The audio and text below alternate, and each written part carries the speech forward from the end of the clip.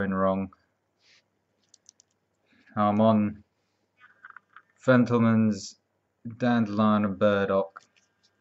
I did stop drinking sugary drinks for a long time, and I don't drink them very much now. Normally only if I go to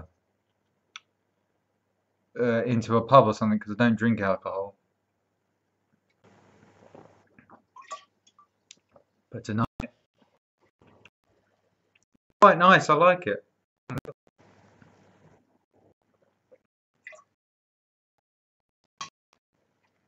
Woe is me. Woe is me. Oh, I've still got these things here.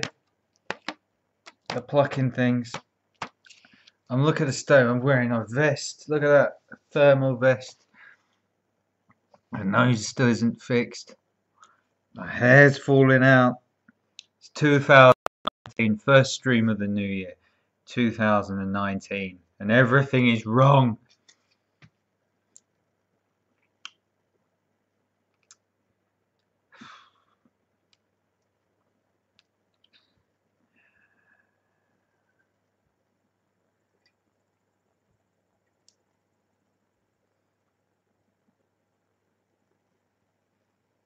And I bought this in Sainsbury's the other day, and it was £2 on the promotion end. And normally it's little bottles, and I thought I'll get the big one of that, and I thought I'll drink that.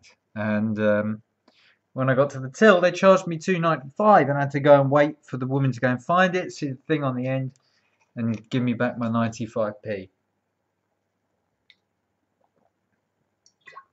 There's going to be no games in this stream, by the way. It's time to have a chat about a few things.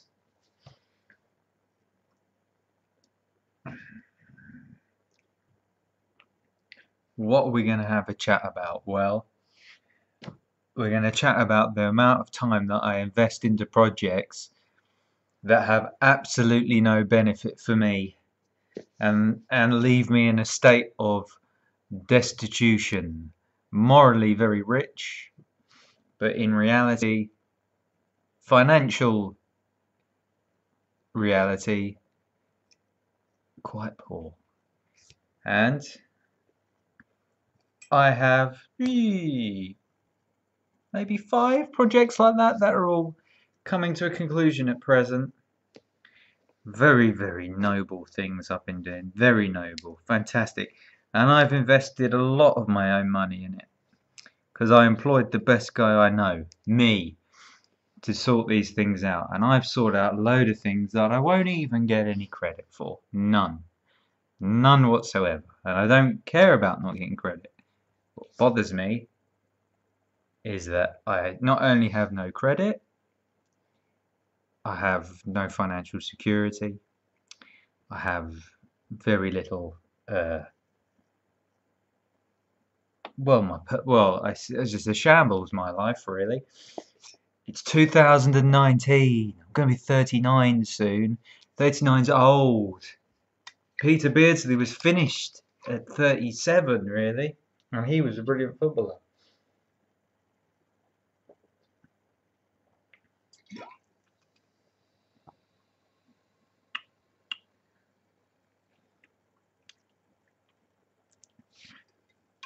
Let's put the lid back on. And you might say, well, what have you been doing, Amiga Rob? What have you been doing that's so high and mighty? Why didn't you invest your time in your Amiga Rob channel, making it amazing? Because with your personality and your unique talents, excuse me,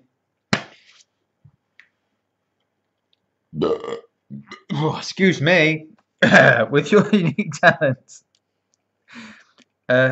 why were you not pushing things forward? Amiga Rob, why were you not pushing things forward? Why did you just rest on your laureates? Hang on a minute, let me just check we're even streaming. 5 minutes is all we've been going. I feel like I've said more than 5 minutes worth. More than 5 minutes worth. But I haven't. I've just said 5 minutes worth. And I wasn't resting on my laurels. Got my Oliver Hardys.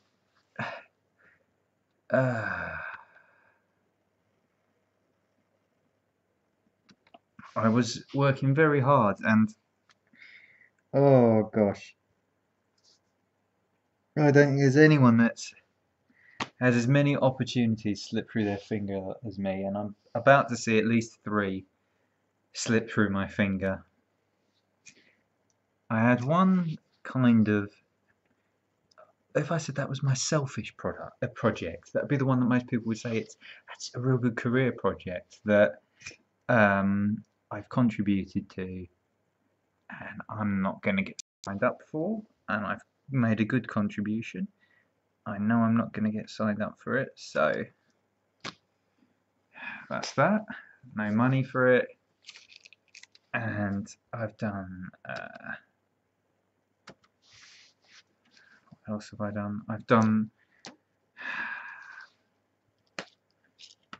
a few really good things for people that you can't talk about. Well, I suppose I am talking about it. I feel bad talking about it, but no, I have done a few really good things, and there are always things you can't talk about.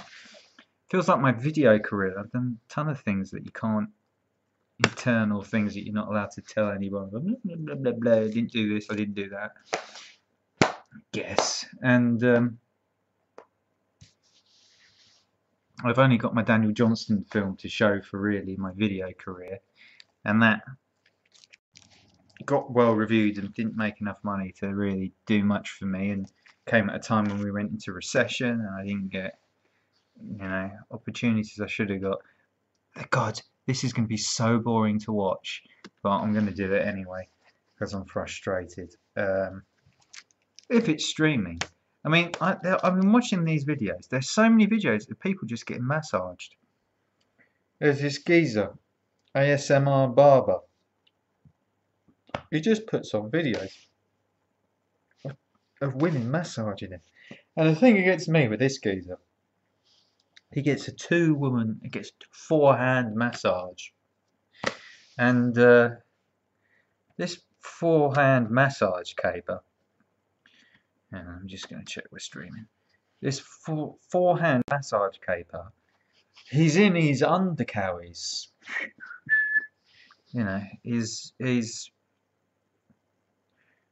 He probably didn't see my hands, and I can't remember what's in shot. Let's see if I am actually streaming. Bad video settings. Live stream health red. How satisfied. Oh yeah, that's me there. It looks like me. Let's see if it's my voice coming out of it. Let's check. Bad video settings. Oh yeah, that's my voice. That's good. So let's get back to the rant. Yeah, see, there's the guy, he's there. He's in his undercowies. I'm making this kind of shape. That's all he's got on. And then there's these 2 Italian women. Very attractive women. One of them is the kind that you look at and you think, yeah, no, she's not. She's really not so attractive. But then you see her, you look at her and you think, because she's not attractive, she's got a bit of so she, and then the other one is a bit more sort of conventional Italian, and one of them's got, and he's there in his undercoat, and they've got their hands, they're doing it one on one leg, same time doing it one on the other leg, and this guy is sat there like this. He's in like not Y fronts but underpants. Not a twitch. Nothing happens. Not a twitch. And these girls got oil and everything.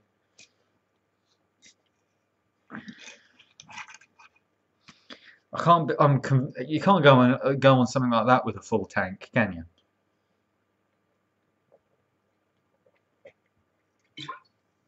You have to have had a lap around the block before doing that.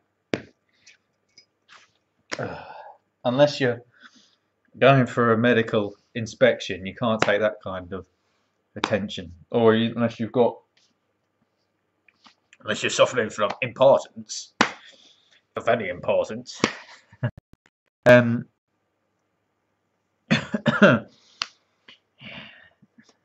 Now was the winter of our impotence. You've got yeah, and he just does videos and he gets now he puts the effort in. I think it's actually his career. He goes to all different countries like Thailand and whatever. I think it's actually his career. That's fantastic, isn't that great? You go around and you get women to touch you, sometimes men, but it seems to generally be women, or give you haircuts or shaves, and you make a living out of it. Bravo. And to be honest, oh hey, it's Wagyu. Merry New Year, yeah, happens Saturn. I don't know what that means, but happy. I'm having a bit of a rant, Wagyu. I'm just talking about my life again. Eventually people will get fed up and I might even lose some of my subscribers, but we don't know. I might do a gaming thing tomorrow. It's Dandelion and Burdock tonight. Fentimans. But it's okay because I can rinse it all out with my new thing. So, God.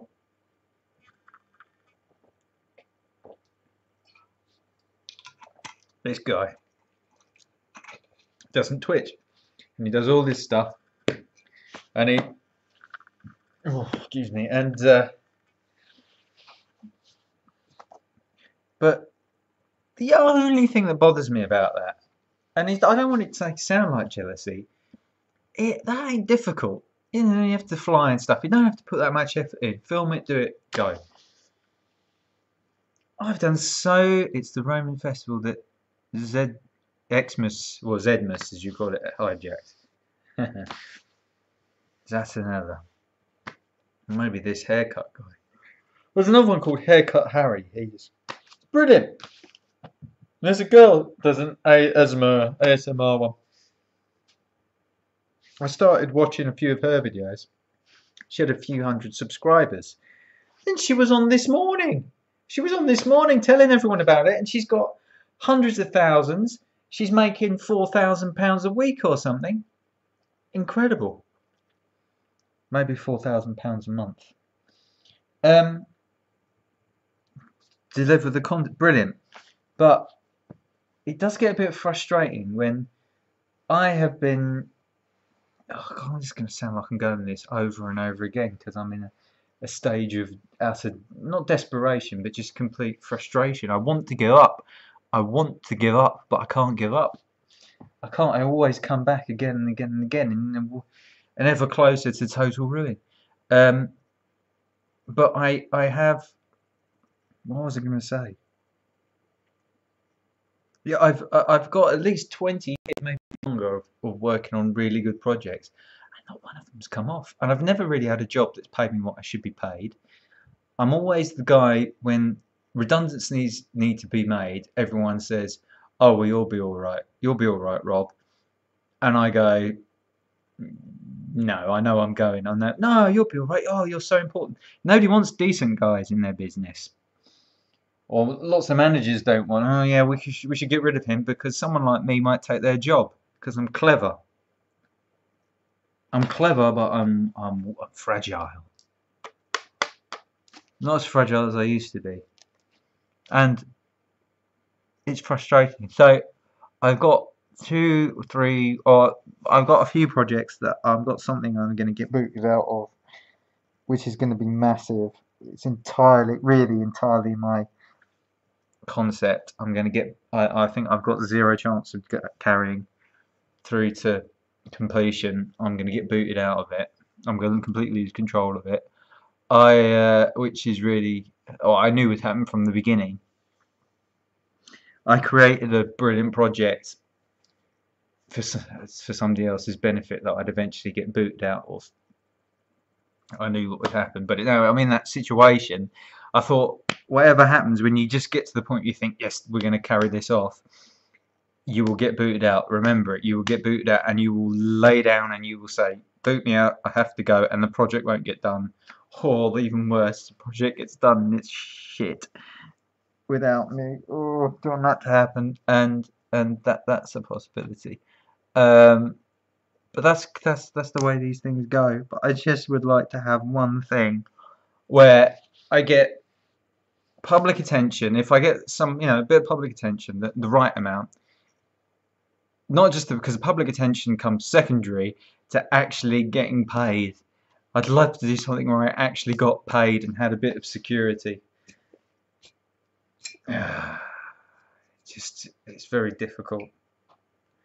It's very difficult because honestly, what's this? I'm on your third job. First two redundancies from my company collapses. First one, a firewall management company, small SP. Second was gameplay, got absorbed into the game and game blew the air. Well, that was great. Mate, I'll tell you. I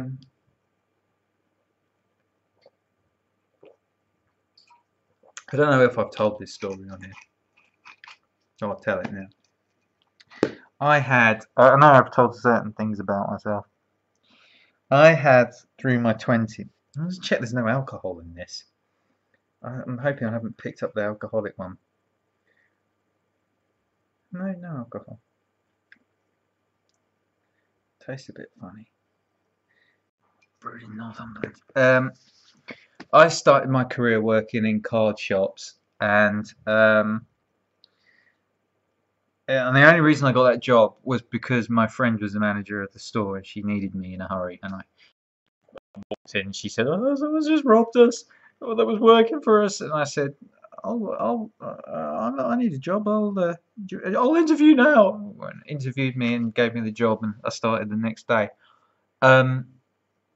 And I was getting paid shit money. The company was birthdays. The money was shit. I mean, it was just awful. It was before minimum pay, and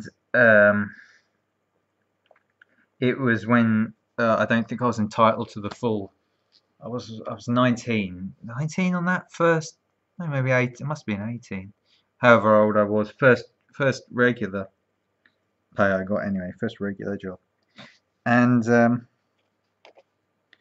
I've got shit on my legs. And that job was horrible, and I worked at around university. Worked a bit where I was at university for the same company. Called in every now and then to work for those guys. And when I finished university, I was looking for another job all the time. And when I finished university, I could not get arrested.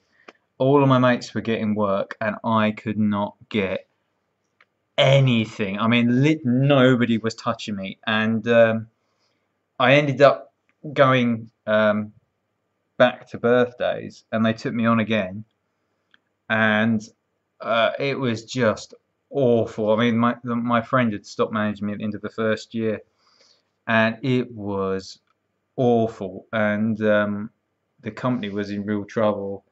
Everything was a mess. I couldn't do what they needed me to do, which was basically be the only decent member of staff in a shop with a manager and a few other members of staff. There was one other member of staff who was all right.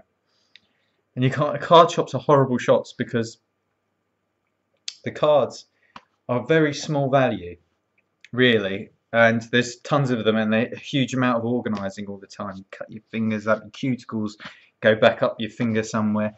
It's horrible. It's crap, and I hated that job a lot. And I'll tell you how bad it was. I actually did I did have a job lined up before that, and I went in and I failed the training, and it was working on BT's online support, their internet service support, and I couldn't get my head around it. And I should have been able to because I've obviously got a technological mind, but the training was so backwards, and it was one of those 50p a minute, and I was never comfortable with that because it was BT open world line or whatever it was, and everyone was aggravated, and they just said, "Go away, please." So I left. But anyway, yeah. So then I went. I was applying, and ended back up at birthdays, still applying. I found a pile of rejection letters a little while ago that was this high. I mean, it was of places that just wouldn't even talk to me, which was insane because I was pretty good, um, and it was so frustrating. And at one point I was just going from I would get job. I got on a run where I could get jobs, and I was going from job to job to job and just not been able to stick anywhere. And I was sick. I didn't know I had an illness at the time, but it was getting worse and worse. And by the time I was I was 25, I had a colossal, horrible bout of depression that was absolutely mind shattering. It was horrible. And I was out of action for a few months, really completely out of action, and trying to avoid my parents getting me put into getting sectioned, because I was at one point not eating properly, and getting really. I mean, I did stop eating for a few days. I just was completely switching off, and I was like, no. At one point, there was like talk of, what, we're just gonna get you sectioned. That's it. And I crawled out of bed. I was like, no, no, I'm okay. And in the middle of the night, sort of crawled out. Had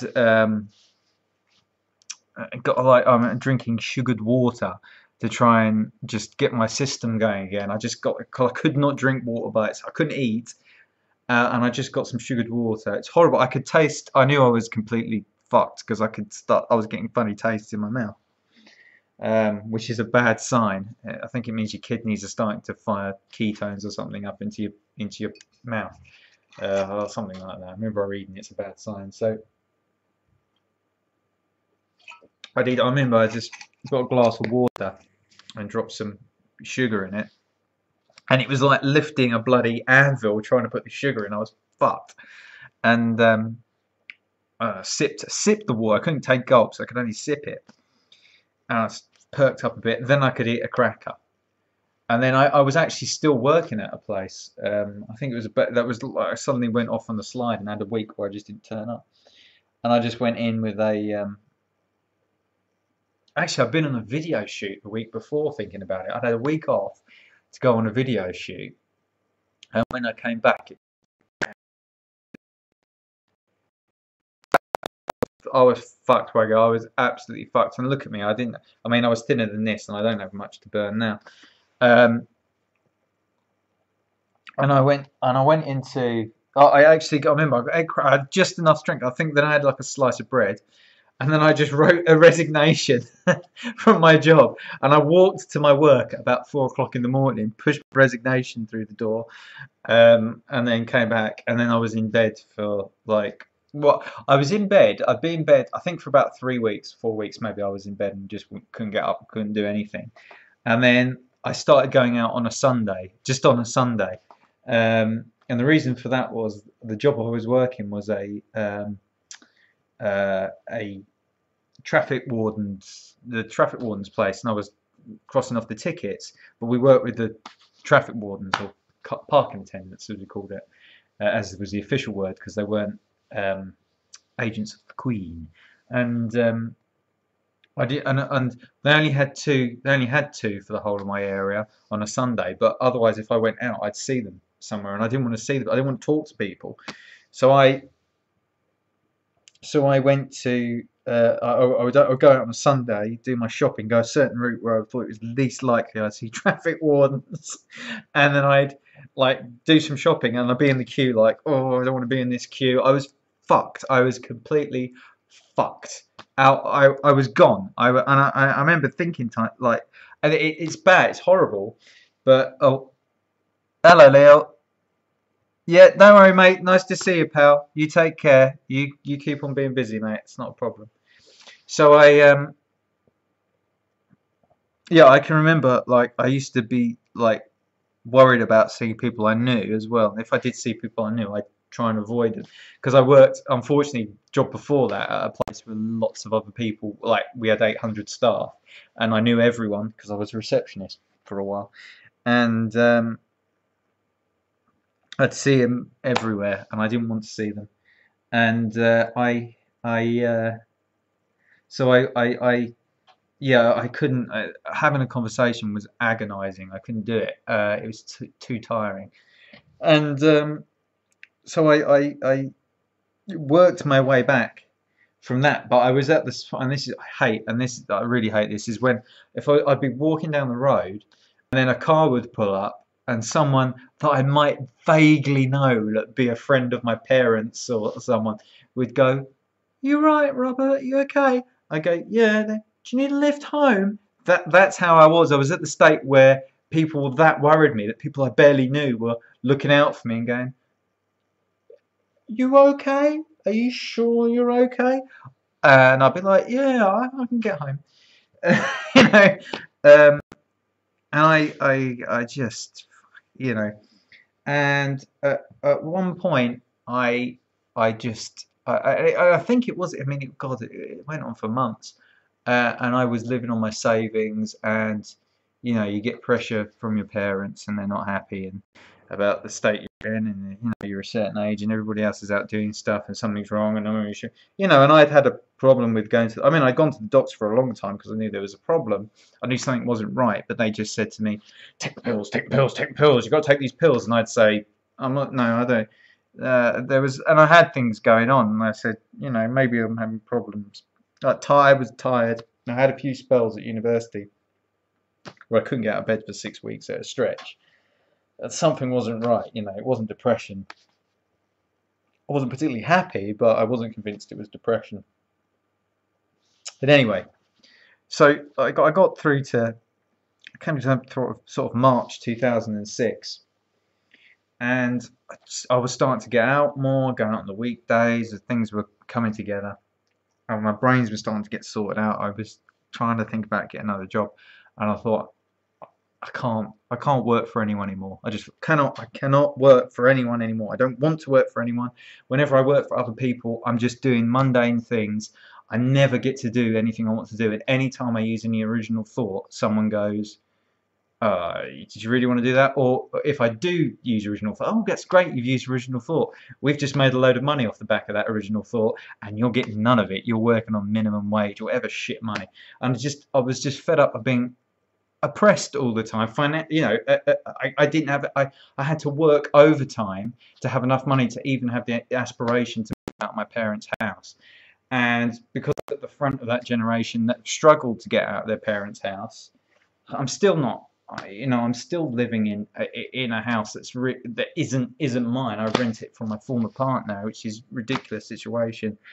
Um, I I I I was, it was a lot of pressure, and I just thought, sod it, I'm going to do something myself. And that's when I started my video business, which was never really successful. We got a bit of work, and then it got to the point where I thought, well, this isn't working. This isn't sustainable. So I was putting together this video business first of all, and I was talking to my friend who was the cameraman, who was good at that stuff, and we'd done a few things previously, and I was like, we can do this, we can do this. And at one point, it was sort of about April, May, he said to me, I just don't think you're capable of doing this, and I like what you're talking about doing. I don't think you're capable of it. And I said, well, no, I think I am. And he said, and I said, right. And he said, I'm going on holiday. And I said, well, have a nice holiday. And I was pissed off. And so I walked. I went to my thinking, how much longer can I go? I could go quite a bit. I had it quite a bit tucked away. But I'm thinking, how much longer can I last? And what can I do? If this don't come off, what am I going to do? Do I have it in me? And I was still not really well and struggling. I couldn't really face working with other people. We've got a house in Leeds, a mate of your dad's is renting, but I have to rent in Switzerland as the prices are ridiculous. Yeah, well, you got a house, mate. You got property. You're doing okay. Certainly in Leeds, it's not a bad area. I know Switzerland's a lot. I've got a friend in Switzerland. Lovely lady. I keep trying to get hold of her. I don't know what's happened to her. Gone quiet recently. Oh, sugar. What was I talking about? Yeah. So So my mate went off on holiday, and I thought, you know, what am I going to do? I mean, I had no girlfriend. I had nothing. You know, I was busy, but I wasn't getting much done. There was no YouTube really, or YouTube wasn't what it is now to start doing stuff. I wish I had done more stuff then, and I got quite frustrated, and I just thought, oh, I just want to do something that just goes, ha, see, I can do anything I want to do. And I went out to the shops, and I was on the way back. I thought, on the way out, I was thinking to myself, I tell you what, I went into a supermarket and they had a local newspaper, and the local newspaper had a picture, and it just had pigs on the front. It had pigs on the front, and I looked at the story, and it's something to do with local pigs, blah blah blah, and I thought, I can get on the front of that newspaper. I can get on the front of the newspaper. If I can get on the front of the newspaper with something, then if I can get on the front of the newspaper, then I can go back to my mate and I can say, look, I got on the front of the newspaper. That's something. See, we can do stuff. So I'm walking home and I'm thinking, well, how am I going to get on the front of this newspaper?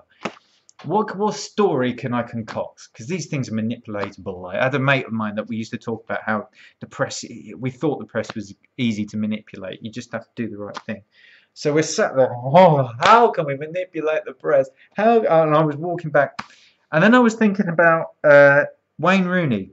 It was 2006. He'd just broken his metatarsal playing for Man United. And there was a big thing like, oh, is he going to be ready for the World Cup? He'd only done it the weekend before. And I was walking back, I thought, wait, that's the opportunity. I know what I'll do. I'll make a website with a foot on it, and we'll say that you have to rub your pointer over the foot. And if you rub the pointer for, you know, you do it a certain amount, and then we'll have a counter that measures the distance you've rubbed over the foot. And whatever the distance is, that's the healing distance, and we want to get in the distance to the Commons Bank Arena, which was where the first match was for the World Cup. And I thought, yeah, that's it. That'll get me on the front of the newspaper, local paper, local rag. I'll take that. They'll eat that. So I went home and I called up one of my mates that I used to discuss this kind of thing with. And he said, wow, that's a cracking idea. He said, I'll tell you what I'll do. I'll get hold of a list for you of a few publications. Let's fire it out to a few, because I think this is a good idea. And I said, right, I'll speak to somebody else to get it done. So I spoke to my mate, another mate, and said, can you make this website for me, because I can't do it. He went, oh, that should be easy. And I think I paid for a licensed image of a foot. I think I did like a couple of quid or something. For it to license an image of a foot. It wasn't actually Wayne Rooney's. He made a logo for me, did a great website, got everything working. It was brilliant. And me and my mate worked out a press release. Learned a lot about the art of press releases at the time. And then my mate sent me through this mailing list. And he said, you need to take a lot off of this mailing list. So I looked at it, and it was basically a mailing list of every publication in the country. So I went back to him and said, yeah, I'll take a lot off. How many do you think I should send it to? He went, just cut out the ones that you don't want to send it to. He said, don't send it to like the mother and baby ones. Don't do that. He said, but send it to everyone else. So I went through and I cut, I don't know, maybe a quarter of the list out, maybe half. And I sent it out.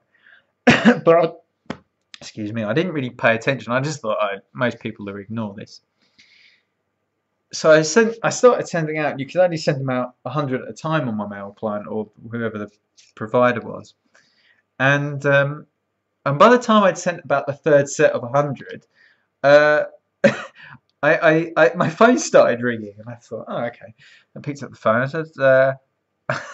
said, hello, Robert speaking. And they said, oh, hello there.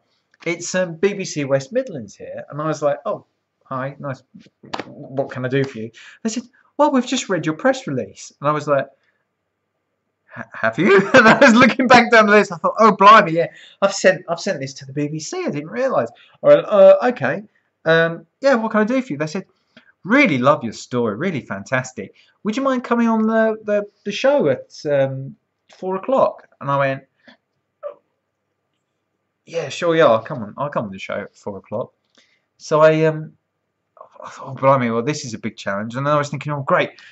When my mate comes back, I could say, I did this thing and I sent out this thing. I made it from scratch and I sent it out and I got on the radio. I got on BBC West Midlands. I did the radio. We can do radio. We can do that now. That's what we can do. So I'm chuffed to bits.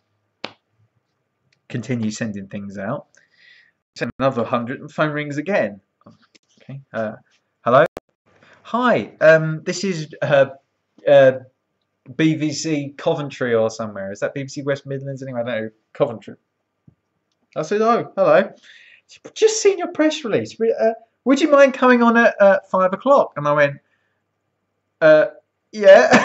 Yeah, I get it. Now I'm panicking. I'm thinking, oh, God, the nerves are getting to me. So I go, yeah, I can come on at 5 o'clock. No problem. Yeah. Talk about this thing. Yeah, it's really great. We've had a look at it. It's fantastic. We're so... then I start looking at my emails, and my emails are coming back. I'm getting local papers asking questions, and I'm thinking, hang on a minute. Now, this is what you would now call a meme or something, I guess. And it basically just went bonkers. So I had a few more things booked up with radio stations. Funny enough, it was all later in the afternoon, so I guess they were working out their programming for the day. So I'm sat there and I'm thinking, gosh, I've got a phone call. I'm going to take this phone call at 4, and I've got another at 5, I've got another at 6, one at 6:30, I've got another at 7. Oh my God, this is all these local stations, all BBC. And it gets about 2:30, and as it happens, everyone was, my mum and my dad were in the house, and I think my younger sister was as well. And so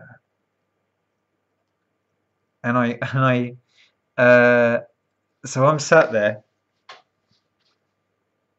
sort of, I hadn't said anything to them at all, and then I get a phone call, and they, oh, hi, yes, the BBC here, and I went, oh, hello. They said, look, you ready to come on air? And I went, yeah, I can come on air, no problem at all. Yeah, it's a bit ahead of schedule though, and they went, oh, ahead of schedule? No, it's fine. You can go straight to air. It's not a problem. We've seen your thing, and we wanted. I said, oh, great. I said, just so I know, so I can tick you off the list. You know, I was expecting to go later, but what station is it? And they went, it's BB. Hey, what's this? Crusader of Light. To reboot your synchronized reciprocal capability. Yeah, I think I get what you're saying there. Maybe it is. Yeah. You might be right there, Crusader of Light. I'll think about that. So I'm sat there, and I went, okay, yeah. Oh, yeah. Sorry, he's saying, what station is it? And he says, it's Radio 5 Live. And I went, what, national? Yeah. It's 1.2 million listeners, isn't it? Yeah. Right, okay. When do you want me on? They said, I tell you, we'll call you back in 10 minutes. I said, yeah, fine. So I went down, went on the phone. I went downstairs, and everyone was sort of sat in the living room, funny enough. And I went, yeah, I'm going to be on Radio 5 Live being interviewed in 10 minutes. Do us a favour. Would you phone up? Yeah, I've forgotten to phone up my grandparents. They said, tell them to listen, I'll be on there. And they went, what? And I said, well, I did this website about Rooney's foot, and I've sent out a press release, and I'm doing a few interviews today. So, and they were like, huh?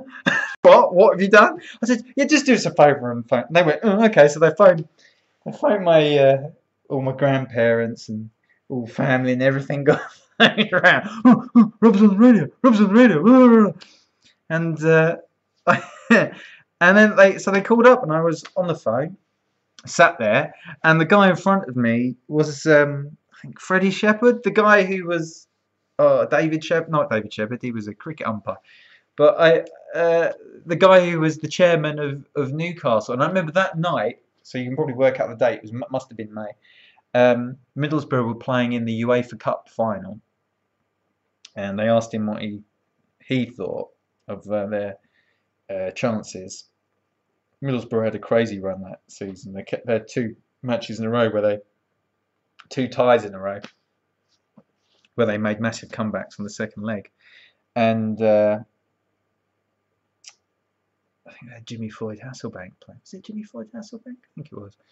And yeah, he slated them. When I came on, I said, "Oh well, I'm a Sunderland supporter, and I really want Middlesbrough to win because I think the area needs a teams doing well in the North East." So, which got me into a bit of stick with the Sunderland supporters. But yeah, I went on there and I was and um, oh, there you go. Waggy's looked out. It was 10th of May. Yeah, so not long before my yeah. Um, so I was 25 when I was doing that, and it really went very very well, and they were really happy. And then from that point on, I did the other interviews, and I've still got them around somewhere. I wish my granddad did ask for me to play them to get them to him because he wanted to listen to them all. I never did, and sadly he died before I should have done that. Really, I was thinking about that the other day. Would have got a lot out of him. But I did loads of interviews, and I might one day I might put a few of them up because they were some of them are really potty. Like when I was taking the Mickey, one of them there's one I don't have where I said that all the people in Brazil eat rice and peas or something, and there was another one where I said I was just taking the Mickey out of people from Middlesbrough. Um, and I was just messing around. Oh, I was on. I the yeah, so we're about the same age. It was a Wednesday, yeah, because everything we did on a Wednesday, because we thought it was a good PR day. We did a release Wednesday um, for about 6 weeks, and um, it went really well. I was getting more and more coverage, and everything I did on the phone, they kept trying to get me to the studio, but I wasn't in shape to do it. And I kept saying, and what I did, what I wanted to do, and this, I'd sort of get on, and they'd say, first, some of them, if they hadn't had me on before, they go, "Oh, this guy thinks he's some kind of irregular Eileen Drury type person," and I go, "No, no, no, no. I'm just saying make whatever you want of this. This isn't necessarily going to help his foot, but it's about being positive." And that's what I wanted to do. I felt in that mood where I just wanted to come out and say, let's be positive about things, not be always bloody miserable about everything and putting everything down. Try and be constructive. Because I'm more of the belief now as well that there are a lot of people, particularly in social media, that that make their way in life by being negative about things and sustaining misery, and I don't like that. I want to fix things. I want to make things better. So I really felt I did a good thing because I was out just being very positive and saying things that I thought were constructive and to try and make things better. And I was coming from a very dark place, and bearing in mind what bad shape I was in not so long before.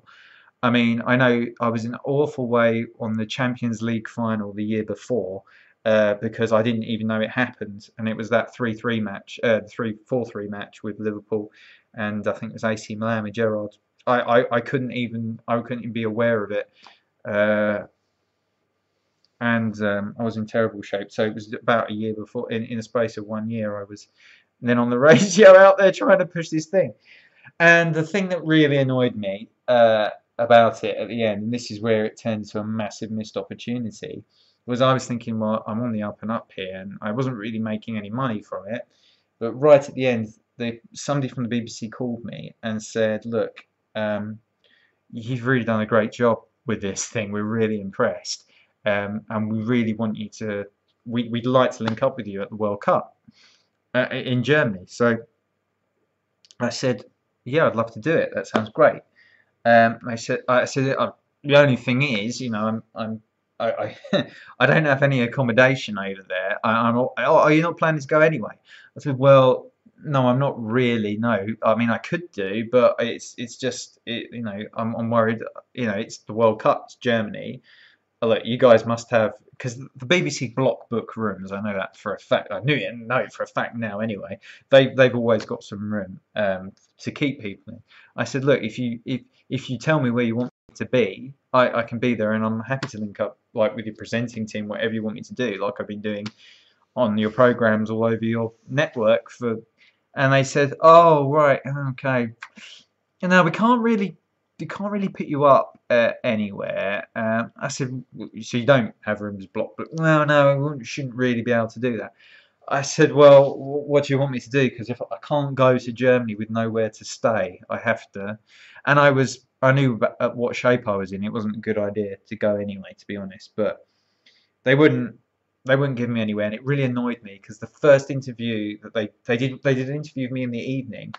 Um, I think it was on 5 Live, where they were ready to send a taxi to my door, which was outside the Greater London area, to wherever it is, the place, the radio studios, um, to do an interview that lasted 5 minutes, because they didn't want me on the phone. And I wasn't in shape to do it. I should have done that. I just couldn't. I didn't feel in shape to do that. I think if I'd gone in person, I probably would have been in longer. So that was a bit of a missed opportunity. But they wouldn't. They wanted to take me to Germany. Well, they wanted me to go to Germany, but they didn't want to pay any expenses. They didn't want to cover any of my costs. And I had to say, look, sorry, if you can't, there won't be hotel rooms there. So if you can't provide me a hotel room, I can't do it. I'm really sorry. And yeah, well, okay. And that really annoyed me because it was a missed opportunity, but I wasn't in shape.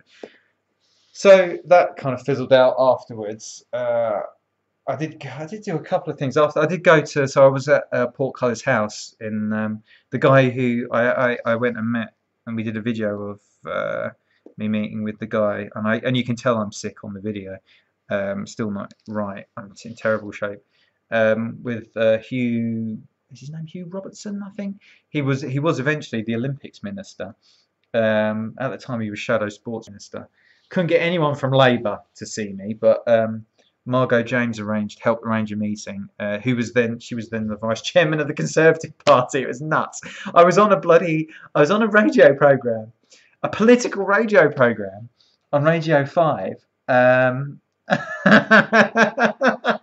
was on there with like a guy, a journalist from the Express or somewhere, or the Mail, I think. But I remember I got it wrong, and he weren't happy about it. And the vice chairman of the Conservative Party. Oh, it was nuts. And I was saying, get down there tomorrow. Hey, Margot, get down there. Get table of motion. Everybody get onto the website, and it was bonkers.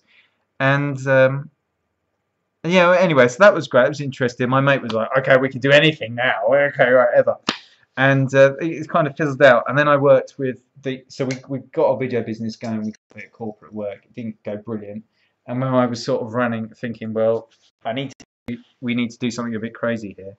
I managed to arrange. I saw a film called The Devil and Daniel Johnston, which is about an American songwriter called Daniel Johnston, who is a terrific songwriter, but he has a lot of problems. And I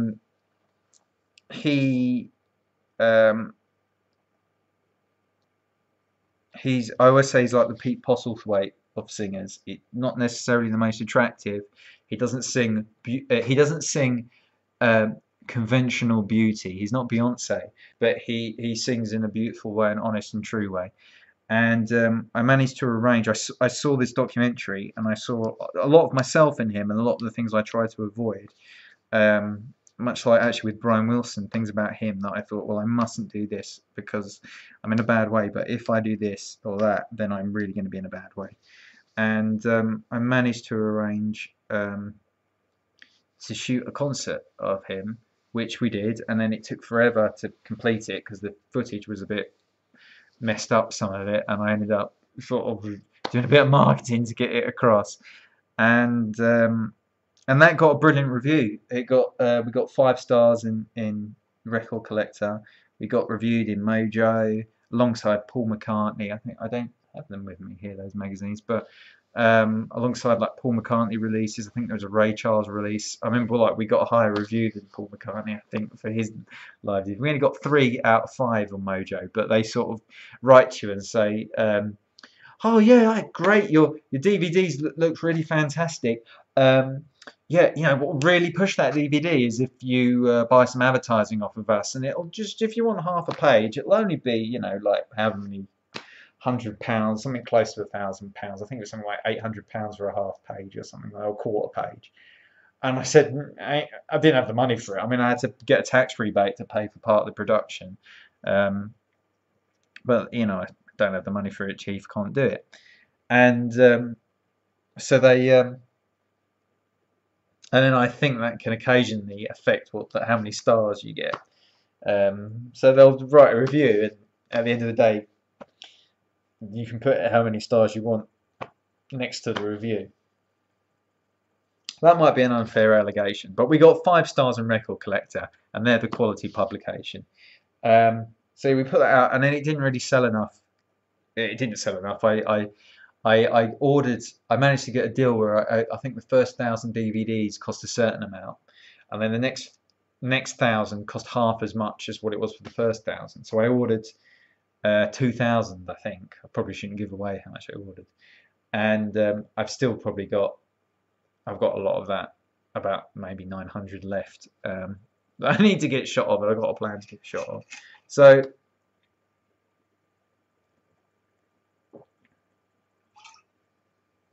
when I finish this, I'm going to finish this stream. So I was doing. Oh, I've forgotten. Along the way, I'd been right after we'd done the Hill Rooney thing. I had a opportunity to work with Tommy Boyd, who, Wagyu, if you're there, you might remember from children's TV, but he's actually a really fantastic journalist and radio journalist. He used to do talk radio, straight talk sport. Really, and he had a brilliant show on an online radio station called Play Radio UK, and they were doing brilliant stuff, completely unregulated. When it should have been regulated, they said, "Oh, we're above the law," but they weren't. He knew they weren't above the law as well. He just wanted to do it, and I had an opportunity, and they went bust right as they offered me a trial, and it really that annoyed me. So yeah, so we did that. I mean, I've left out loads of stuff. Yeah, he's great. He doesn't really do mainstream stuff anymore. He does like a weird online station somewhere, and he sort of does like a comedy thing. But I exchanged a few emails with him. He's really, I mean, he's a fascinating guy. I remember I did ask him the first opportunity I had. God, he always alluded that because he was the first person to meet Madonna in the UK. He met her at the airport and took her to the Wide Awake Club or whatever it was. And yeah, he did do. I think he did talk radio or talk sport. Yeah.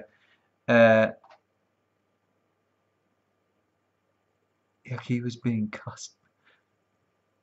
Yeah. Some of your mate calling up and saying ridiculous things like he was being cussed on using it. Yeah. Yeah, that was the kind of thing he had when he had the human zoo or whatever he called it. Yeah. And guys like like Ian Lee is basically just ripping off Tommy Boyd a lot of the time with none of the originality, and because he doesn't really understand it. I don't like Ian Lee, by the way. I've had a couple of run-ins with him. He's a pillock. He was very humble at one point. He wrote me a long email apologising about something that really annoyed me, and I thought fair enough. And then he was a dick about me on the radio a couple of years ago, and I thought, well, absolutely sod you, Ian Lee. You're an absolute prick. And I'll tell you something, and I'm probably speaking out of turn. I've heard it from a few people that have worked with him that he's a prick as well. He's got his people he likes, and you can't do anything. You can't say anything against them. But others, anyone that is up and coming, but hasn't had ability yet, he's terrified of. If he thinks, oh, they've got talent, he's shit scared of them. He's a prick, and well, I'll happily tell it to his face. Absolute knobhound. Got a massive chip on his shoulder that he's got. He hasn't quite got the ability. The people around him have got more ability, and he's a charlatan. And he should just get over it and do what he does, because lots of people like him, and he's so hostile. That's for his aid. Yeah, so yeah, Tommy Boyd was great, and that program he did was absolutely phenomenal. The one he did on Play UK is the best thing I've heard on radio, apart from Carol McGiffin. When her original show on Talk Radio with Moz D, and Moz D was the second rung on that second tier on that whereas Carol McGiffin drove a really great program, and it was obvious they said to her, "Do whatever you want. We'll deal with the complaints." Ian Lee's a prick. They honestly don't want to get Ian Lee on. I mean, if they get him on, fine, whatever. The bloke is an absolute knob hound, and I wouldn't, I wouldn't give him, the time of day. And he falls back too much on the depression thing. He does, and to be honest, he falls back too much on a few other things. There's a couple of other things he'll go, oh well, it brings up. And look, bad things happen to people, but you shouldn't be using them to try and dismiss other people or to shock other people. And I think he does that occasionally, and I don't like it. But I don't listen to him anymore. He mouthed off about me on the radio. He didn't have the guts to name the persona I was using because it wasn't my own. And he knows vaguely who I am. And he knows that I've spoken to his colleagues, I think, and he knows I've got a bit of shit on him. So he can do at the end of the day, he's the guy earning an absolute fucking fortune, and I'm earning bugger all. So you know, he's in the upper hand, but he can't understand that. He always has to have a bloody chip on his shoulder. He's an absolute dickhead. I'd be surprised if he goes on Digitizer, to be honest. The next wrestler guy who they later realised was sort of oh, is that Top Hat Gaming? You know, I've got lots of friends who do you know what? Now you say that, because I've got, you know, I mix with people that are often labelled fascist, and I mean, I'm my background's in history, and I'm a bit confused because I'm like, these people aren't fascist, and then you hear like people Hope Not Hate had a real go at a friend of mine because they was it them that picked this out? Basically, my friend went on a camping trip with some people that are, these guys are real big in the world of the internet. They've got big followings and lots of people like oh, they've got a big name, but in reality, I mean, I look at them and I'm just like, the big kids. You know, they're not. You can build yourself up quite big, but not really be a man online. And I think, you know, like examples of that for me, like this is separate from this group that went on this camping trip. But if you know Sargon of Akkad, I saw him at Speaker's Corner, and I was fairly impressed because he was the only one out of a whole bunch of people that was actually trying to talk to people.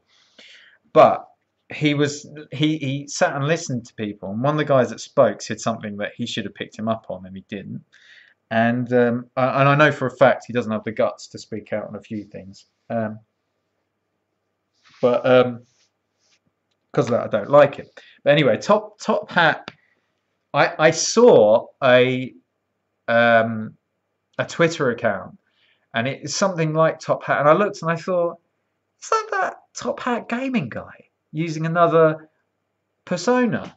And I looked at it, looked again, and thought, maybe it is. And I didn't look into it on my. I thought maybe that's his actual thing he uses, but I don't know. I don't know if he is. I'll have to go and have a look, because a lot of these guys that are getting labelled fascist, and I've looked into this in great depth. They're not so bad. They're not so bad. In fact, they're quite not bad at all. In fact, some of them. I mean, I know some of these people. I don't know. I mean, like, I don't know. There's guys, like, I hear names like Mark Collette, and this guy Mark Collette, to me, like, I've seen a bit, I read a bit of what he says, and I just think, you're just a big kid. You're just a big kid. Well, you know, but they get so much attention, they become a big thing, and I think a lot of the time this attention they're getting is. I mean, like, I think I've been saying this for a while to a few people. The attention that Tommy Robinson gets actually serves the people who are giving him attention now more than it does Tommy Robinson, although he's doing very well out of it. There's a lot of it's become now like a secondary thing where having a go at Tommy Robinson you can build an online career from. I don't know the background, but Chinny went mental when he showed up, and Biffo added OSD saying save it NHS whenever he was on screen for some reason. I've not watched Digitizers. The only ones I know from it are Larry, and I've seen him on a few videos with Octavius Kitten. And to be honest, I don't watch many people's videos out of the gaming people. Um, but I watched Octavius just because she was she was a girl. I just thought, oh, it's always interesting to see what girls are doing, and she didn't seem like a girl that was just doing it, like she seemed like she meant it, her heart was in it. Although she's a little bit young for the 8-bit era, so I'm guessing she sort of picked it up afterwards. What I'm trying to do, I might have a quick look and see if I can find that Top Hat account. Quite interesting. I don't think you should do this. Oh, hello, got a message. So I'm on a block. So my account that isn't the Amiga Rob Twitter account is on a blacklist for this trans person called Rachel McKinnon, and I'm blocked from seeing. What's this?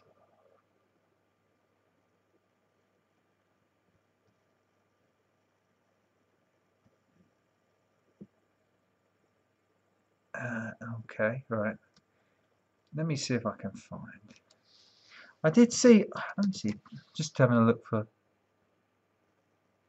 No, I can't see. I'll have to keep. No, I'll have to keep an eye out.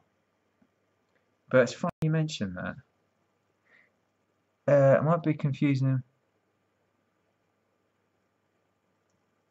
All right. Well, it's not going to be Cynical Brit then. Say the NHS.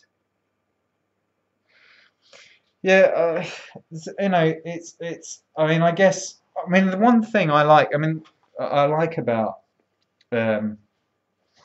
this, this thing, the retro gaming, and I've said it to a few people, is that like if the younger gaming thing, like they had Gamergate, and Gamergate is a major political nonsense. I mean, it's absolute potty, and I don't really understand it, but it's you know politicized gibberish. Just whereas I like the retro thing is really unpoliticized. It'd be a real shame because look, at the end of the day, they might look at me and start going, oh, we can't have him if it starts becoming politicized. Because and I generally say I'm a historian who has who bases things on fact, and I ask questions. I'm not going to shy from asking questions. Um, and I don't have a problem with Top Hat Gaming even if he was a genuine fascist. I'd say, well, what's that got to do with having something to, coming on a retro gaming stream? And the point I make to people about genuine fascists, because a lot of people get labelled fascists, is that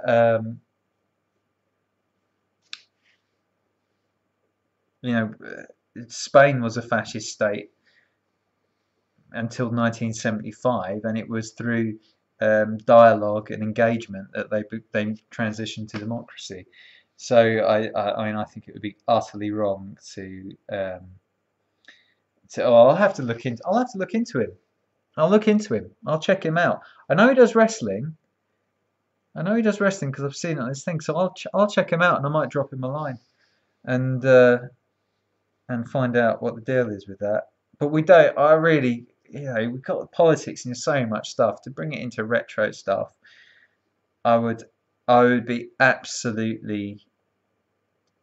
I'd be sick if that happened. I'd be sick. We just need to get along and just talk. Just if we can just have, I mean, look, I'm not really the best retro person because I do whole streams where I'm cleaning my bathroom or sitting on the toilet.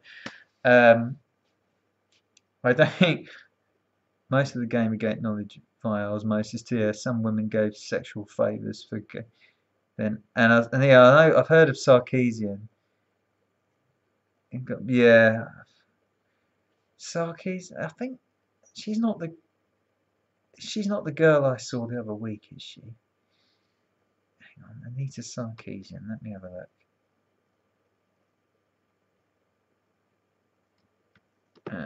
I've got such crazy things on my tabs at the minute. Not things I would necessarily want anyone else to see. As I look, some of the stories I was earlier looking up about.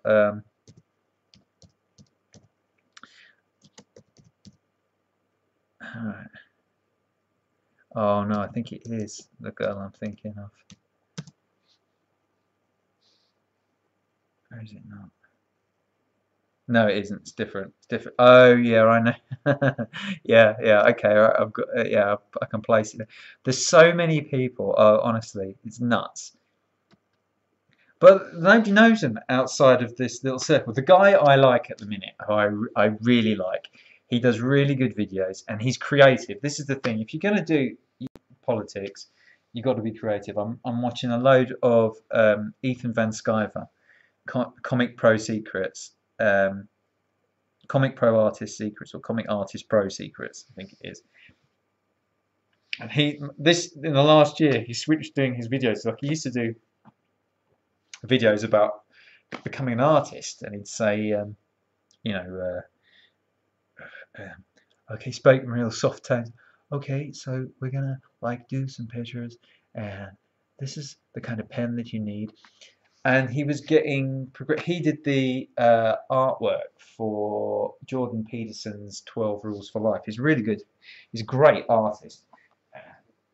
We can ink and all the rest of it. Where's that book gone? Hang on a sec.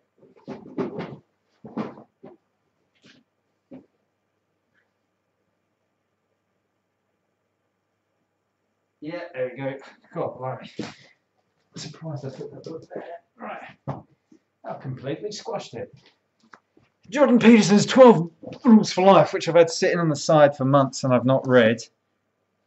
He did all the An Antidote for Chaos. He did all the illustrations. I can't find any. Wow. Yeah, there we go. Oh, that's quite good. Hopefully it won't get banned. There's stuff like this. He's pretty cool, Ethan Van Sciver. That's not bad, is it? Kid with an elephant. I don't know what any of this means. I've not read the book. I've got a friend who's read it. Says it's brilliant. I'm actually going to read Charles Bradlaugh's biography again soon, because I'm going to have to do something about him in a bit. So yeah, he does really good like summaries of. You can see a practical reflection of what's happening with this political argument. And he got basically ousted from comics where he was working for DC because he what's this? THGM elitism is just a character he plays. And oh, Top Hat Game there. It's with someone else altogether, right? Okay. Okay.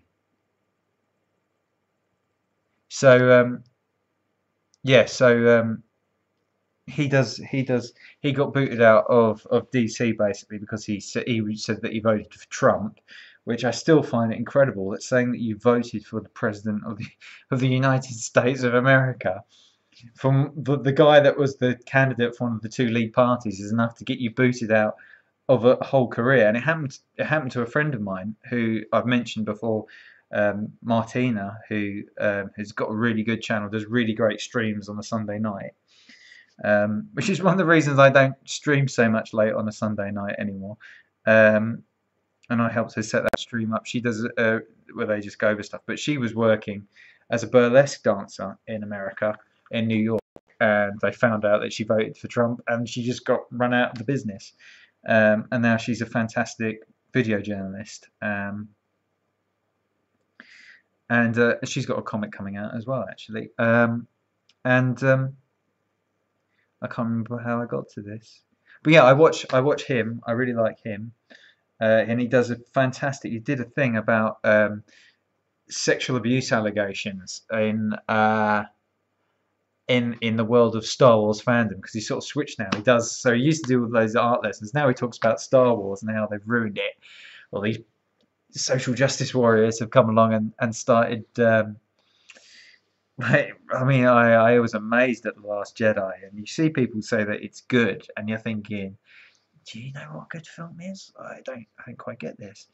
And yeah, so he did some really good videos about Star Wars Next Jedi, Last Jedi, and all the other stuff. And but he did a good one, this sex abuse one. And in the first 2 minutes of the first part of this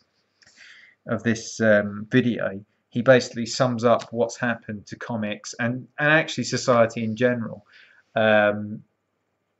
with these people that come in and sort of enforce these views on you. And so yeah, I mean it's really interesting. I hate to see that come into. I would hate to see that come into the retro gaming, because it's like, if I put on, say, like Ravi and Dan's show, I think, oh, I'm away from. I'm thinking what you've said there, Leo. Are you saying that he isn't a fascist, and it's just he plays a fascist character, and there wasn't any real background? I really hope it was that there wasn't any background iffiness. What's the word I was going to say? What was I saying? I'm starting to run out of things to say. Yeah, I hope it doesn't happen, because we need everyone to be. Dan and Ravi's show, Retro Hour, is great because you can just listen to it and not have to worry about politics. And I have had too much to do with politics and not had any money out of it, which is great because it shows I'm genuinely interested in fixing things. And I think I've mentioned it a few times. My primary concern at present is the primacy of the right to sexual agency. I'll put it in feminist terms. And that means that primarily I'm concerned about people that are genuinely sexually abused or exploited, particularly children. And I think there is a problem in this country, and I'm starting to see. I've done a huge amount of work actually trying to figure out what's what. Made great connections with really fantastic people that have suffered first-hand abuse and exploitation, who are making a difference. And it's been great because one of the people I speak to is Sammy Woodhouse, and she was mentioned in Parliament a few weeks ago at the start of parliamentary questions. She was welcomed to the House by the Speaker, and the leaders, the Prime Minister and Corbyn, acknowledged her presence, welcomed her there. And she's starting to get the credibility, building the credibility she needs to make differences. There's a girl called Holly Archer who wrote a fantastic book, which I don't have on hand. They both wrote fantastic books, actually. I think Sammy's is called I Was Just a Child, and Holly's is called I Never Gave My Consent. That's a really cracking book, really honest book. Tells you lots of stuff about what's been happening to her. And these guys, I'll give all the attention. And they're pretty apolitical as well. They don't want to be involved in politics. They just want to fix the problem. But then you get all these other arseholes, utter arseholes, that go around thinking, oh, what can I get out of this? Oh, there's a bit of drama. And whenever there's a bit of drama, people are, they want to get to, and even people that genuinely have an interest in these things tend to get waylaid when they see a bit of drama, and they think, oh, let's see the drama. What's happening today? And then you get this. It's idleness, and it's not fixing anything. To get things fixed, you need to put pressure on your local MP and say, start getting the police doing things. Put pressure on the police. You need to talk to. You need to get it in Parliament so people are talking about these things. Get them to represent you, I wish some Vulcans would land and take over politics so humans don't have to be involved. So the best thing that can happen to politics is me getting involved, actually give me some power, because I'd fix so many things. And that's one of the reasons why I've taken my time.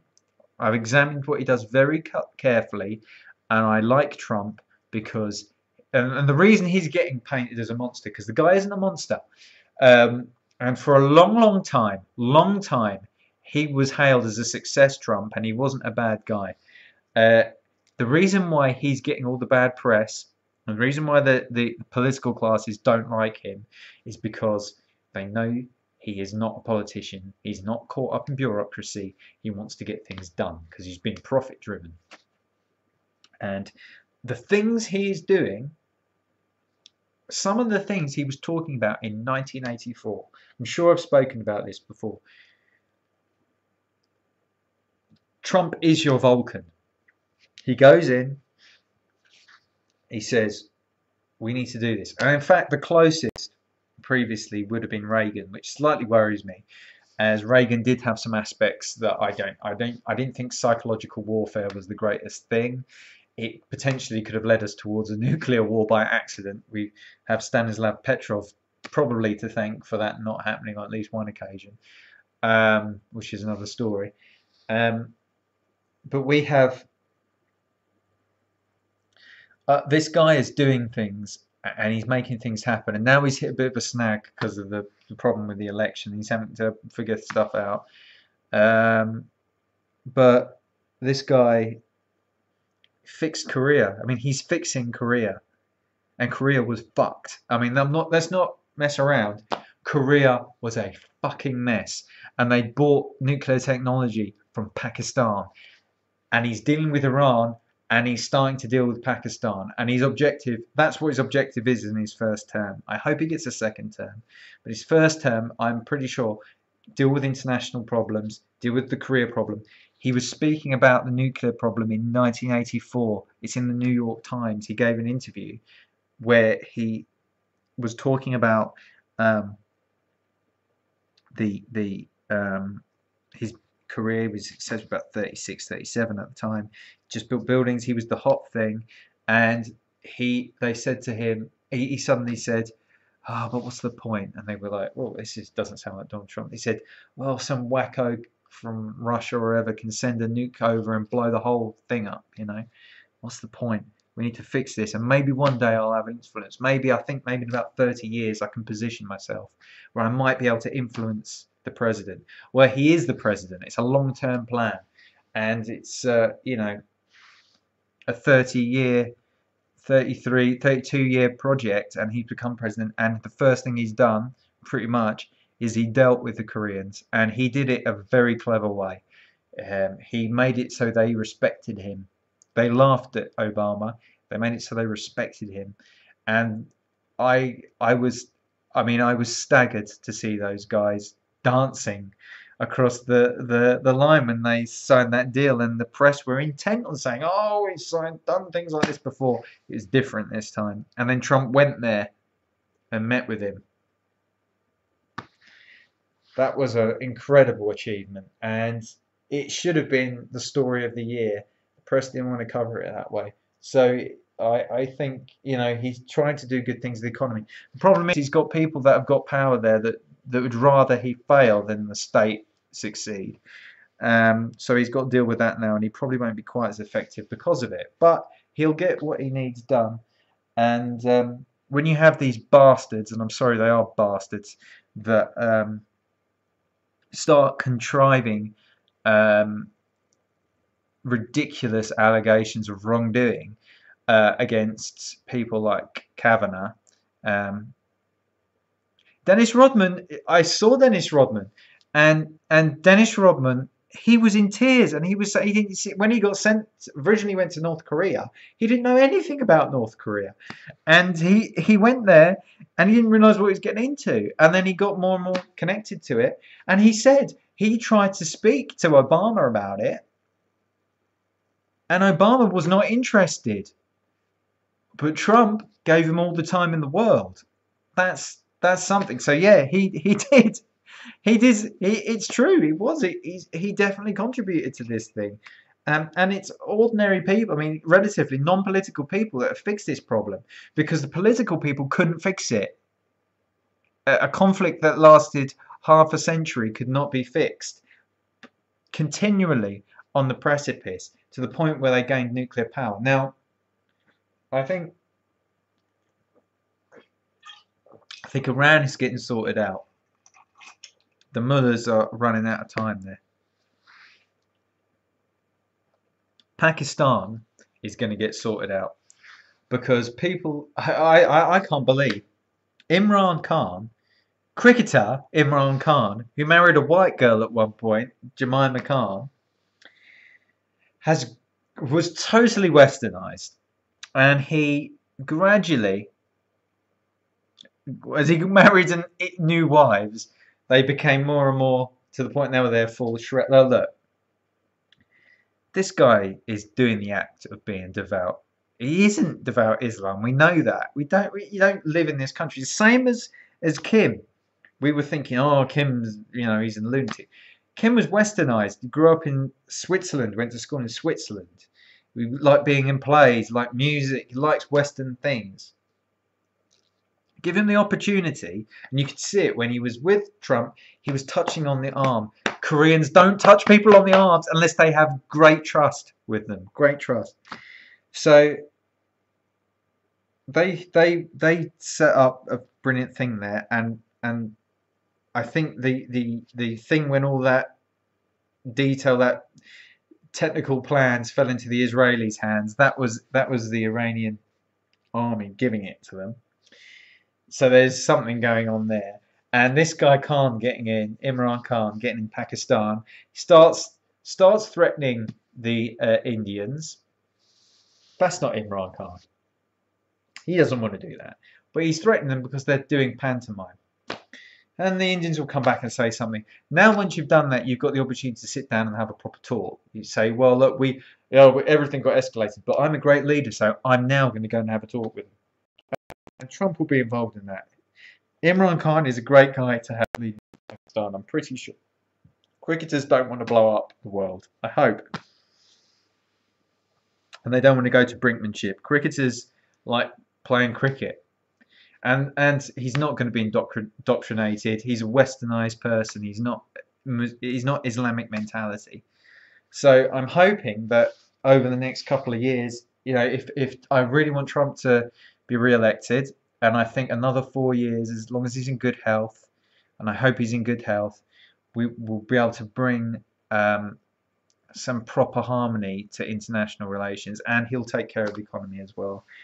And I think he's setting a standard, and I think he's showing to people that the press have been forcing us, saying you must accept this, and we don't have to accept certain things anymore, and we don't have to accept certain things as progressive. And there's certain things that I refuse to accept. And ironically, I mean, this is why one of the reasons I've been saying to people the left-right paradigm is now collapsing, is because we're at the point where feminists are now starting to say, oh, I can't stand those leftists. Well, traditionally, feminists were leftists. They weren't, right-wing feminists were not accepted. They didn't exist. Well, now they're sort of saying, well, we're not right-wing either. We're just feminists. We're a completely different wing, because the left wing has embraced trans ideology, whereas feminists are now getting rid of trans ideology. Cricket, yeah. The planet, which was originally, the Planet of the Cricket Men was originally a Doctor Who script that got rejected, and Douglas Adams rewrote it into Life, the Universe, and Everything. I think I have that correct. And there's like a bomb in the ball, isn't it? And he knocks it for 6 or something, if I remember. Because he gets transported at the last minute into facing the thing at Lord's, doesn't he? I remember one of his ambitions. So yeah, I think but you can get called fascist for that, and I'm quite a reasoned person. I'll go through it, and I'll say, but because I think Hillary would have triggered a nuclear war. I mean, I think she would have gone on all guns blazing. She wanted to be the big woman and go in, and she would have threatened North Korea. What Trump's done is said, look, um, you need to have yeah, it's a grenade ball. That's right. Yeah. Um, yeah. So I think that's right. It was called Doctor Who and the Cricket Men was the script he wrote. I think Douglas Adams wrote another script for Doctor Who that involved cricket. I've got a feeling maybe the Colin, or they might have reused part of that script. Yeah, I think Trump. I thought sort of thought that, but I think Trump has really proved himself, and he's shown that if you have a business mind running the country, I've always said if you want to fix the NHS, and I hate the man, and I've seen him in person, but if you want to sort the NHS, you don't pick. You're not necessarily going to pick a nice man, and it would be someone like Sir Terry Leahy, who used to run Tesco. And I've never really dealt with him one to one, but I've seen it the way he behaves one to one, and I was underwhelmed by his standards of human interaction, but he got the job done. So I always said Terry Leahy, you put him in charge of the NHS, he'll fix it. He'll go through, he'll cut all of the excess out of it, um, and he'll make it work. He'll make it work. He'll get good deals on all the supplies. Um, and he'd that's the guy I'd put in. I think he's pretty much retired now, but um, whereas I just thought Hillary was a terrible person, and it's that duplicity that you get where people are saying, "Oh well, Trump's this terrible man. He's a sexist. He said this, said something that," and I said this to a journalist a little while ago. She said to me, "Why do you think that I'm really surprised at you that you support Trump, that you're saying yeah, because you're very anti-sexual abuse, and yet he said these things in the locker room things he said, grabbing them by the whatevers." And I said to the journalist, "Can you honestly say to me that you've never spoken about a man in a sexual way like that?" And she went, uh, uh, no response. Couldn't. Then tried to. But I said, no, no. Can you honestly say that? Well, no, because everybody said something off. That you could. There's very look with generally speaking, we're sexual creatures, and people say gross things. We make gross smells, and we have gross things emerge out of different parts of our body.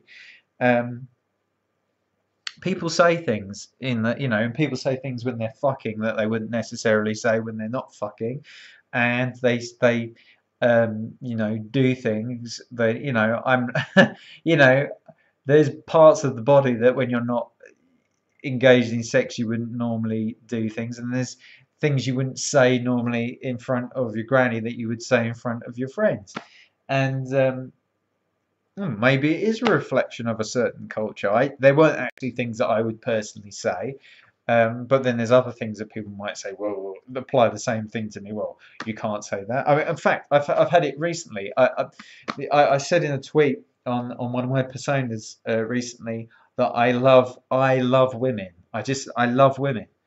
And they said, well, what do you mean you love women? What, you love all women? That's a bit sexist, isn't it? And I said, no, I love women. I love women. Now, obviously, I don't mean I love all women, but I do like the women, womanly people in general. I love. Now, it's not a precise statement, but I got picked apart on it and said it was sexist.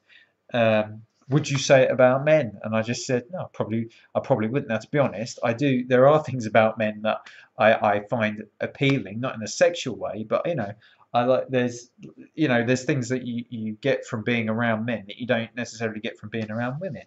Um, Part of that is the fact that there isn't a sexual attraction with, or there is no risk of sexual attraction for me anyway.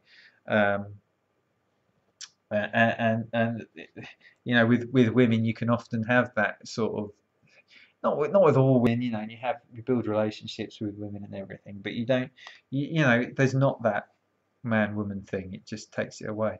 And but yeah, I got hammered for it just for saying that. And they'll find something. It doesn't matter what it is. That's the way it is. It's preset. They'll find something, so they'll do that. But then Clinton has people racking up saying, well, he assaulted me, he did this to me, he did that to me, and No. So what? So what? Don't matter. You know, Bill Clinton we're talking about. I find it utterly unacceptable. It's duplicitous. You have to have equal standards. You can't criticize Trump for what he said if you don't carry through. I would probably say something like that, but in a humorous microcosmic context where you know well the people you're talking to, and it's not going to be broadcast to a global. Yeah, but he did it. I mean, it was an off-camera comment, wasn't it? That got picked up, I think. You know.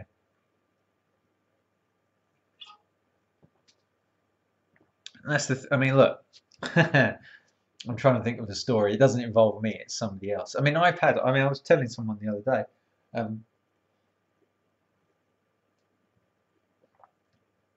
Nearly finished. I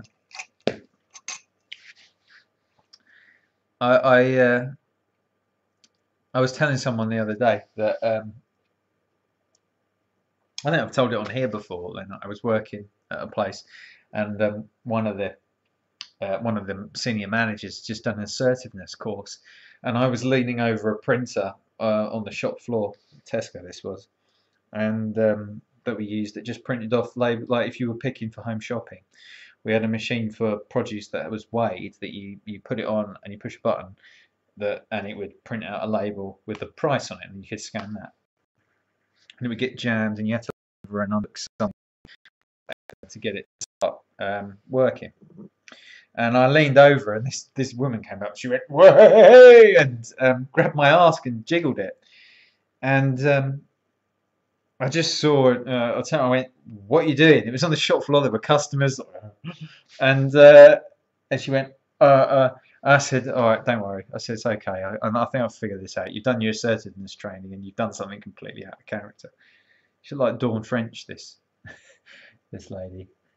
I think she was about the same age as me. She was quite young, and I just saw her job flash before our eyes. Anyway, and we, yeah, we just forgot about it. But these things happen, and people say things. I mean, I remember, God, people have complained about me for ridiculous. I think I've said on the air I got complained about because I winked at someone. I used to wink at everyone because I used to be walking around with holding stuff, and you nod and go, "All right, you doing okay?" Right, like that. There's nothing wrong with that. Right. Hands full. Just doing this, putting that there. You alright, mate? Yeah. He keeps winking at me. He's, keeps winking at me. Got a complaint about, these things happen. It's hard for anyone. If you scrutinise anything anyone says, you'll find something that isn't politically correct. And he didn't say it live on camera, intended it to be, that was something someone had sat on for years, and then they came back and said, "Well, I've got this shit on him." And they thought that was going to tumble him, and that every time they thought it was going to tumble him. And the thing that he did in response to that was that he came out and he said, "Yeah, I said it," which is not what most politicians would do. Most politicians would do what Corbyn did the other week and say, "I never said stupid woman." No, no, no. He said, "I'm not infallible," and a lot of politicians want to create the illusion of infallibility, but he didn't do that. He came out and he said, "Yeah, I probably shouldn't have said that. I did say it. I said it. Yeah, maybe it wasn't a good thing to say." And that impressed a lot of people. That probably earned him a lot more votes. And they couldn't figure out, the other guys, they couldn't understand why Trump wasn't falling to bits. Oh, they couldn't figure it out. Anyway, I've covered some ground. I got halfway through my personal life story. Some of the exciting things I've done. I've done loads of other stuff I left out on the way. I'm just going to finish quickly. It's 2:18 in the morning, for Christ's sake. Is he in Home Alone 2? He's in a lot of things. He does wrestling. He's in a wrestling one, isn't he? He comes in and doesn't move. Oh, he doesn't move.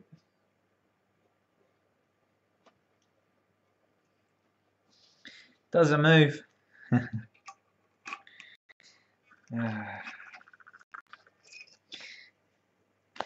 That's it, done.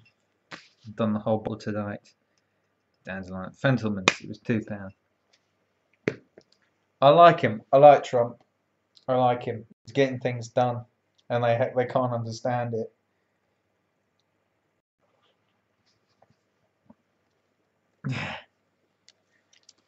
Didn't he come? He comes into the ring, doesn't he? And he's on the Fresh Prince of Bel-Air. I've just seen that the other day. He did Saint and Greavesy. He did Saint and Greavesy. Uh, uh, what else did he do? I've seen something else he's done. Yeah, he did Saint and Greavesy. Be excellent to each other and part. Yeah, it's more complicated than that, though. I mean, that's the basic intent, but a lot of people aren't. They don't follow that, do they? And they're shy. I mean, there are scummy people, real scummy people around. Absolute pig swill people, horrible, shitty people, and they do horrible, shitty things to people, despicable things. I went to Survivor's first and their first public meeting. I think it was back in not in April. It might have been April actually. It was no, maybe June. And this was a group of people that had been abused and they were telling their stories, and it was awful. And I think one of the things we need to do as a society is really look into each other's welfare a bit more deeply, and that doesn't mean just token gestures of like chuck some money at them. They've not gonna, because a lot of people take the piss with exploiting things they get, and we marginalise a lot of people that are genuinely in need of help. We trumpet the wrong causes. And we ignore things that are in front of our faces. And I mean, I genuinely believe one of the things we need to deal with is inequality caused by religion in this country. And there is one religion where there is a lot of equality, and other religions where there, sort of goes down. So I think, like Islam, there is a lot of inequality towards women and homosexuals. I mean, I find it hard to not see how nobody else can see that, or anybody could not see that, although there are people that will argue that it doesn't exist. It does. And then you get that's present to a lesser degree in Hinduism, and then I'd say in Sikhism, sort of, and then Christianity is probably sort of the leader. It's still, I mean, you're pretty much free to do what you want within Christianity now. They've been shamed into accepting homosexuality and women, female equality, sort of, where it really matters. And I think I think we do need to really help people that are. Well, the point I keep making to people is, how can people that in a religion, 45% of people that are within Islam in this country. I wasn't going to do politics, was I? But I am bringing politics into everything. 45% of people in Britain who are Muslim are in and who are marriages. Atheism, agnosticism, flying spaghetti monsterism. Yeah. 45% who are Muslim and in marriages are married to a first cousin in this country, and that's just not acceptable. That clearly means that someone is not experiencing sexual freedom. Their partner is being selected for them, because the rate of first cousin marriage in the general population is not 45%. There was a time when it was quite high in this country, but it's not happened for a long time because we have sexual freedom, and it's not necessarily religious reasons. It's actually more a cultural reason and economic reasons that things like that happen, which is the reasons they've always had that kind of thing happen. But it's also the reason why the rate of birth defects is so incredibly high in Pakistani families in this country, and there are plenty of. I mean, the sad thing is, a lot of the time they're marrying first cousins that aren't in the country. There was a story just a few days ago, I think it was on the BBC, about a girl saying that she's had 3 children and each of them have died from inherited genetic problems. I'm tying my fingers together here, and I won't be able to get them out again because I can't do it with one hand. Because they're on they've both got this gene, basically, the parents, and every time it's the kid's inheriting the gene. You know, it'd be like I think a 1 out of 4 chance that the kid doesn't inherit the necessary gene to cause this problem, and it's a horrible problem, and the baby's been dying.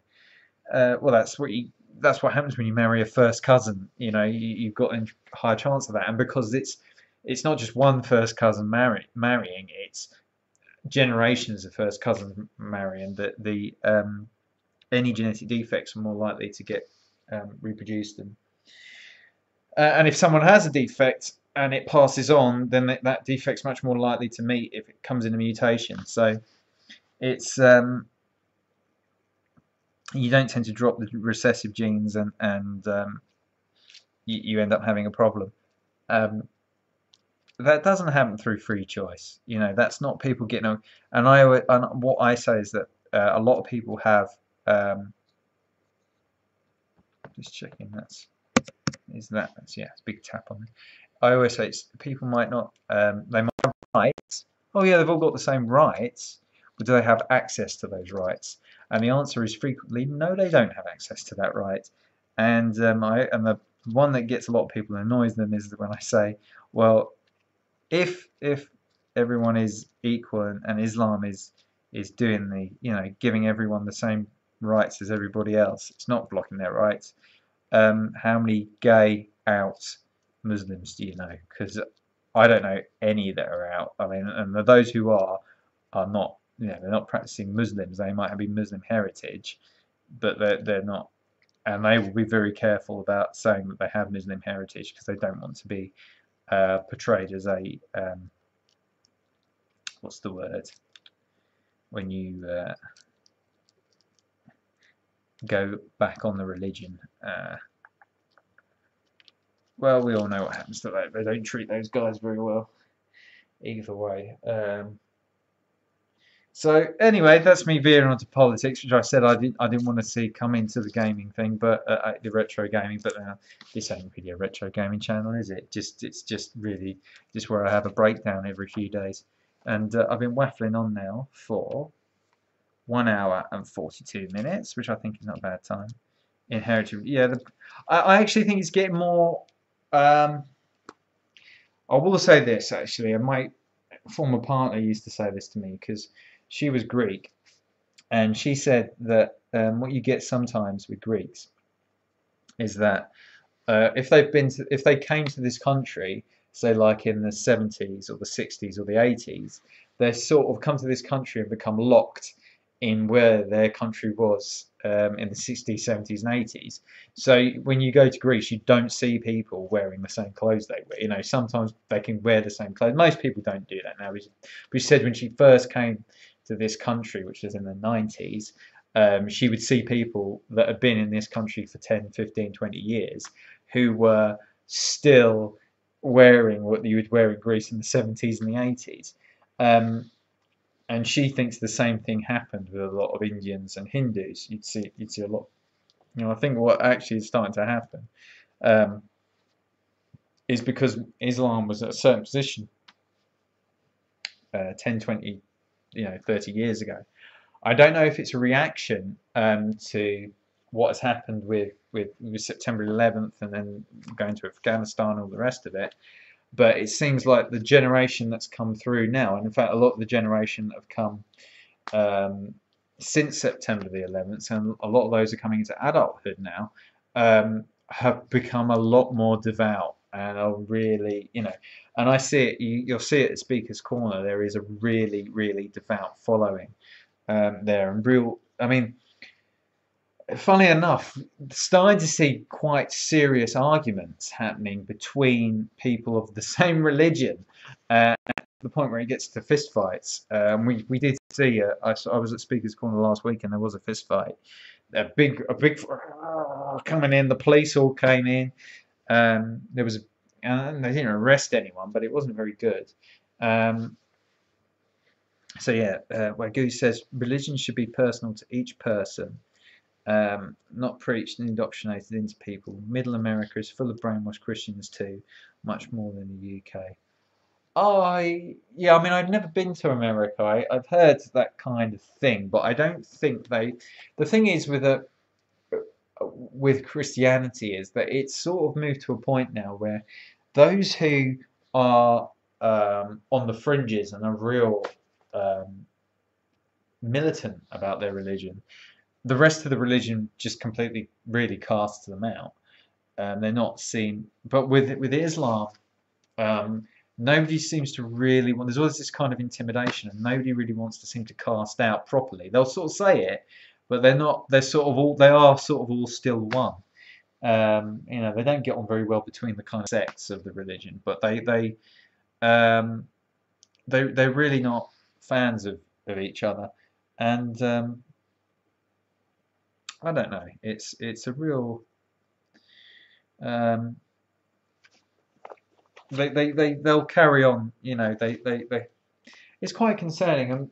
But the thing is, as a friend of mine had pointed out on the weekend, how come we have people talking about Islamophobes, which I think is a ridiculous phrase. Same as I think homophobe. This idea that using this word about being frightened of someone, it's not frightened. It's not a clever use of language. It's people that are either don't like them or sometimes have rational reasons to not like them. You need to listen to them. But you hear Islamophobe, but you don't hear Sikhophobe, and you don't hear Hinduophobe. And there's a reason for that. And it's because they're not tending to do the things that people are, you could argue, are frightened of. There's no reason for anyone to pick out these religions. They're not doing anything. There's concerns that Hare Krishna has had a culture of abuse towards children and deprivation of children, which they got away with pretty effectively. But anyway, on that happy note, I think I'm going to call it a night. Wagyu, thank you for keeping me company. Leo, thank you for keeping me company. And what was the other person that flipped up called something unicorn or something, wasn't it? Let's see if I can find it. Oh, I won't find it. Let's just click back here. Did I just move that window? Maybe I did, maybe I didn't. No? Oh no, look at me. What am I doing? Let's just move that back a bit there. Right, beautiful. So yeah, thanks for joining me. Oh, so much wasted energy, says Wagyu. The only interest I have in religious beliefs, concocted, does that say?